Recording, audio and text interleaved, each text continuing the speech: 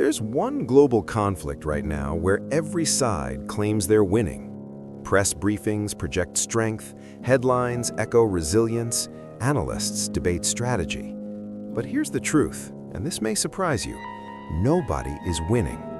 And if you stay with me, you'll understand exactly why this conflict continues, who actually benefits, and what signal to watch for next. Because the longer it continues, the worse it becomes for everyone involved. This next part sounds obvious, but almost nobody says it clearly. Some conflicts survive not because they're effective, but because they're profitable. Markets are reacting in subtle but measurable ways. Insurance premiums are rising, energy futures are fluctuating, supply chains are adjusting routes quietly.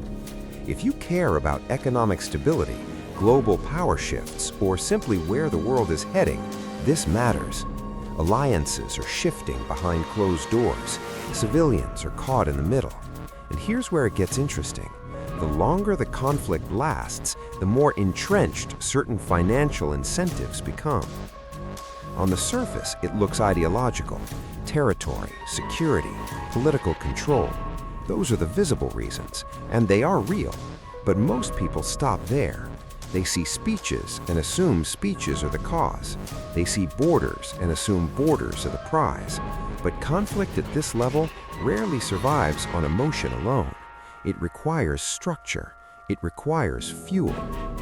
But here's where it gets interesting. When you zoom out, really zoom out, patterns emerge. Energy corridors, trade dependencies, strategic waterways. This isn't just about ideology, it's about infrastructure, and infrastructure determines leverage. Underneath the rhetoric, energy routes, arms agreements, regional dominance. Conflicts at this level rarely exist without economic gravity. Most people miss this. The longer a conflict persists, the more contracts are signed, defense budgets expand, logistics networks solidify, temporary measures become permanent policy. I've spent years studying geopolitical conflict cycles, and here's something I didn't understand at first. Escalation often looks chaotic, but financially it's structured. Economists from institutions like the Stockholm International Peace Research Institute have shown defense spending rises predictably during prolonged tensions. That surprised me when I first saw the data. It wasn't emotional, it was mathematical. Here's the problem. If either side escalates too far, it risks global backlash, sanctions, trade isolation, diplomatic fractures. But if either side retreats, it risks domestic instability, loss of credibility, political vulnerability, power vacuums. So they're locked in. This is the ego inversion most viewers don't expect.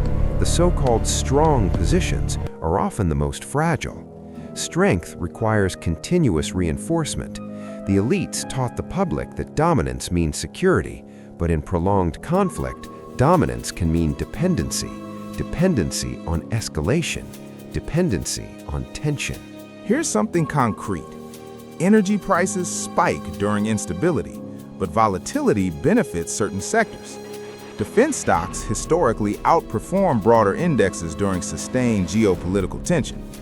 That doesn't mean war is planned for profit, but it does mean profit adjusts to war. But here's where it gets more complex.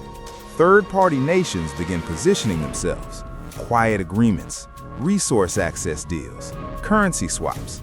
Most people never hear about these because they don't make headlines, yet they reshape leverage. And while leaders calculate, families live with uncertainty every day. Imagine waking up not knowing whether today will bring escalation or de-escalation. Parents adjust routines, businesses shorten planning horizons, students reconsider futures. Statistics rarely show this part. The quiet anxiety, the hesitation before booking travel, the savings kept liquid just in case. This is what prolonged instability feels like, not explosions, but uncertainty. But this next part sounds obvious and almost nobody does it. Instead of asking who is winning, ask who is stabilizing.